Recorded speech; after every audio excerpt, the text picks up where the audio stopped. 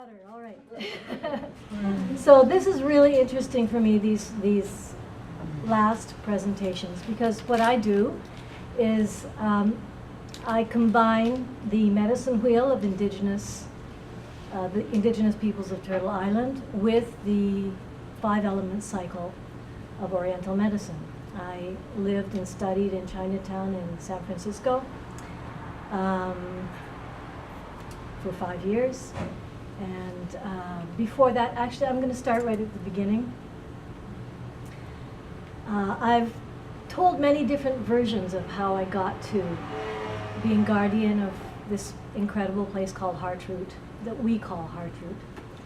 But I'm going to give you the straight deal. I came in, yes, there are des clients over there.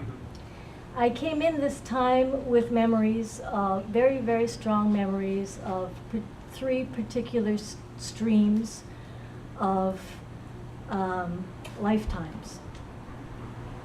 I had very strong memories of being in India, and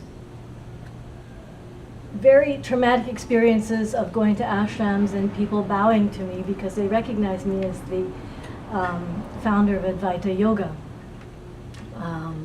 I have very strong memories of being on this land, in different places on this land, Turtle Island, and have been recognized as a grandmother in many of the nations, from north all the way to the Aztec and the Maya.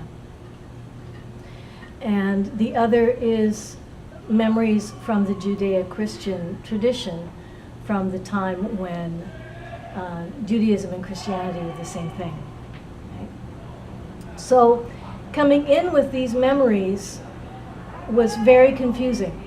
And also a person of color. I grew up in the 50s and 60s, so I'm an old hippie also, as and also an activist.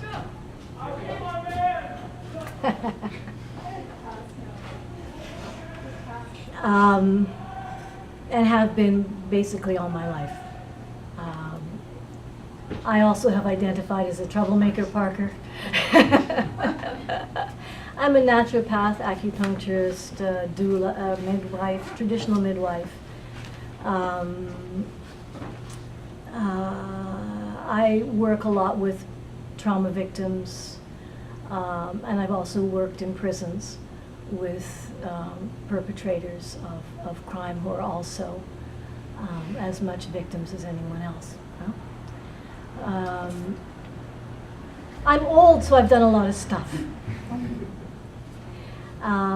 Yeah, I started out with Oriental medicine when I was trying to figure out what I wanted to study. And no, actually I started out going to Western medicine and was horrified, because at the time I was also working, helping set up the first rape crisis centers across North America. And I was really horrified at the kind of abuse that I saw happening within medical schools at the time when I was studying, which was, very, very long time ago. So I quit medical school, traditional Western medical school, and I went and studied other things. And mostly in an apprenticeship way, because I was trying to understand where what I already knew came from. Huh? So we're all the interweaving of two threads of story. Huh? We are the story of the soul. Okay, this is my own belief. If you don't believe in the soul, just go la la la la la for a bit. But anyway, so I believe that we are a weaving together of the story of the soul, which is unlimited and been all over the place. And then the story of our ancestors, whose lives and bodies have created our lives and bodies of the earth. Our bodies are, yeah, our bodies are like ambulatory gardens, right? That our ancestors have created for us. And we are weaving those two stories together. So we all have an unlimited amount of wisdom stored in our bodies that we really tend to not address. We focus on God the Father, on spirit, on all of that business, and don't understand the wisdom of the body. And congruent to that is the wisdom of the earth, and of all things feminine. And so the feminine principle in general, we all know, has been suppressed and devalued.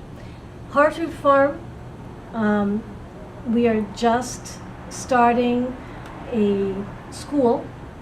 It came to me fully blown, like Aphrodite who came out of the head, right? Anyway, I woke up one morning and knew that we had to have a school in order to help us remember all of the capacities that we have abdicated.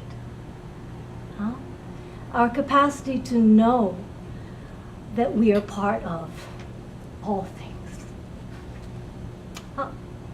Our capacity to know how to eat, how to walk in the land and know our brother and sisters, the plants and the animals, to be able to communicate with them and understand that we have this in us. We used to know and have the ability to create shelter for ourselves. We've totally abdicated that to other people. The power of life and death we've put in other people's hands. And we have that ability to midwife, to bring life into and out of physical form. So this school is a school for remembering the arts of incarnation. L'école pour reprendre les arts de l'incarnation. It's for rewilding ourselves, reconnecting with the wisdom, unlimited wisdom and potential of physicality, with the understanding that there really is no separation. We know this now. There is no difference between spirit and matter. It's a question of how fast you're moving. Nada más, no more. So I'm way out of time.